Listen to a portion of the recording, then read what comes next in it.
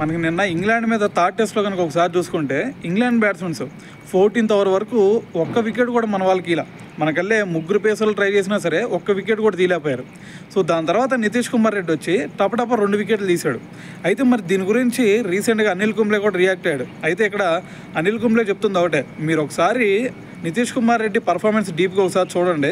మనకి బోర్డర్ గవాస్కర్ ట్రోఫీలో ప్రతి బ్యాట్స్మెన్ ఫెయిల్ అవుతున్నా సరే ఒక్కడు నిలబడి ఎక్సలెంట్ పర్ఫార్మెన్స్ ఇచ్చాడు బ్యాటింగ్ పరంగా. మరి ఇప్పుడు చూసుకుంటే బౌలింగ్లో కూడా ప్రతి బౌలర్ స్ట్రగుల్ అయినా సరే ఒక్కడు లార్డ్స్ టెస్ట్లో మరి ఒక్కడే టపటప 2 వికెట్లు తీసి ఇచ్చాడు. దాని తర్వాత మొమెంటం చేంజ్ అయింది ఇంగ్లాండ్ది. సో దాని తర్వాత మరి అతను చూసుకుంటే నిన్న ఫిట్నెస్ ఇష్యూస్ ఏమైనా ఉన్నాయా అంటే దాదాపు 14 అవర్స్ వరకు బౌలింగ్ చేశాడు. సో మరి ఇక్కడ చూసుకుంటే నితీష్ కుమార్ రెడ్డిలో ఫిట్నెస్ ఇష్యూస్ ఏమి లేవు, బ్యాటింగ్లో ఎటువంటి ఇష్యూస్ లేవు, బౌలింగ్లో కూడా అతను మరి మంచిగా బౌలింగ్ చేయగలను అని చెప్పేసి నిరూపించుకున్నాడు. అంతకుముందు బోర్డర్ గవాస్కర్ ట్రోఫీలో చూసుకుంటే బ్యాటింగ్ పరంగా కూడా అతను ఏం చేయగలడు అనే దాని గురించి నిరూపించుకున్నాడు. సో మరి అతనిలో ఇదంతా చూస్తుంటే ఖచ్చితంగా అతనిలో టాలెంట్ ఉంది. సో మరి ఈ టాలెంట్ని 1-2 మ్యాచ్లో స్ట్రగుల్ అయ్యాడని చెప్పేసి మీరు తీసి పక్కన పెట్టద్దు.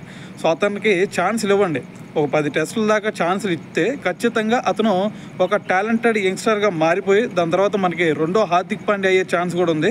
సో ఫస్ట్ అతనికి ఛాన్స్లు ఇవ్వండి. అతన్ని టీంలో నుంచి మరి తప్పించడం లాంటివి ఇప్పుడు అలా చేయొద్దు అని చెప్పేసి అనిల్ కుంబ్లే కూడా కొంచెం సపోర్ట్ చేశాడు అనమాట. సో మరి దీని గురించి మరి మీరేమనుకుంటున్నారు? సో కింద కామెంట్ చేసేయండి.